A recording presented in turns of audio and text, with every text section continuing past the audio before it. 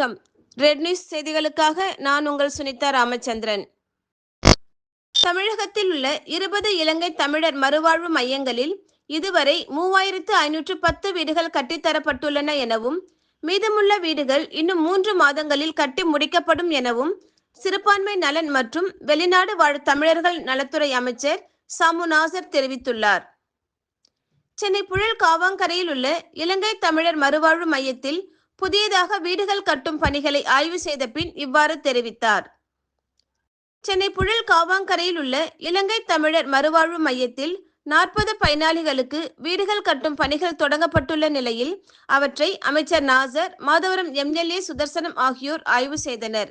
அப்போது பேசிய அவர், தமிழகத்தில் உள்ள 20 இலங்கை தமிழர் மறுவாழ்வு முகாம்களில் ரூபாய் 176 கோடியில் 7469 வீடுகள் கட்டித்தர முதல்வர் அறிவித்த நிலையில் இதுவரை 3510 வீடுகள் கட்டி முடிக்கப்பட்டுள்ளன எனவும், மீதமுள்ள வீடுகள் கட்டும் பணிகள் நடந்து வருகின்றன எனவும், புழல் இலங்கை தமிழர் மறுவாழ்வு முகாமில் 40 வீடுகள் கட்டும் பணிகள் நடந்து வருகின்றன.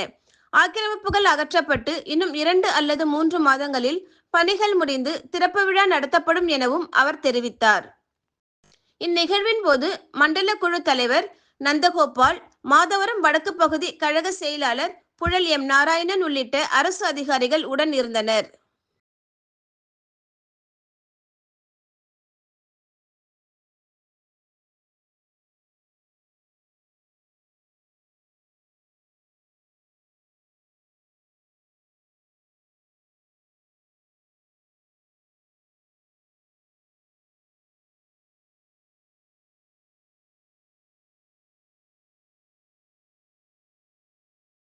புழல் இலங்கை தமிழர் மறுவாழ்வு இல்லத்தை பார்வையிட வந்திருக்கிறோம்.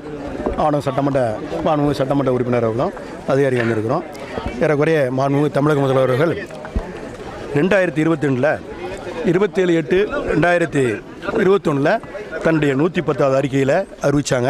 அதன் அடிப்படையில் பார்த்தீங்கன்னா இன்றைய தினம் 176 கோடி ரூபாயில் இன்றைய தினம் தமிழகம் முழுவதும் இருக்கின்ற 20 முகாம்களுக்கு 7469 வீடுகள் கட்டித்தரணும்னு சொல்லி அறிவித்தாங்க.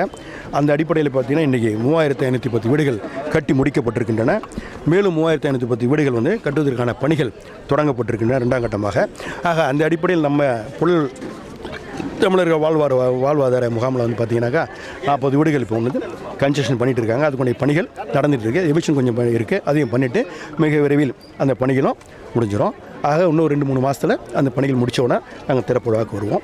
ஆக அவருடைய தொப்புள்குடி ஒருவராக இருக்கின்ற நம்முடைய இலங்கை தமிழருடைய மறுவாழ்வுக்காக மாண்புமிகு தமிழக முதல்வர் அவர்கள் கண்ணின் இமை போல அவர்களை காத்து தமிழகம் முழுவதும் இருக்கின்ற அனைத்து தமிழர்களுக்கும், அனைத்து இலங்கை தமிழர்களுக்கும் வாழ்வாதாரத்தை உயர்த்தப்பட வேண்டும். கல்வி கேள்விகளில், அதே பொருளாதாரத்தில், அதே போன்று அவர்களுக்கு தர வேண்டிய இப்போ நம்ம கொடுக்குற மாதிரி மகளிர் சுய உதவி குழு மூலம் அவர்கள் சொந்த காலில் நம்முடைய மகளிர்கள், இலங்கை சேர்ந்த நம்ம தொப்புள் குடியுறவுகளாக இருக்கின்ற மகளிர்கள்லாம் சொந்த காலில் நிற்க வேண்டும் என்பதற்கு அவங்க சுய உதவி குழுக்கள், அதே போன்று பிள்ளைகள் படிப்பிற்கான ஆதார செலவு ஒட்டுமொத்தமாக மாண்புமிகு தமிழக முதல்வர்கள் அதில் ஏற்பாடு செய்து கண்ணின் இமை போல அவர்களை காத்து வருகின்றார். அந்த அடிப்படையில் இன்றைய தினம் இந்த மறுவாழ்வு மையத்தை நாங்கள் பார்வையிட்டு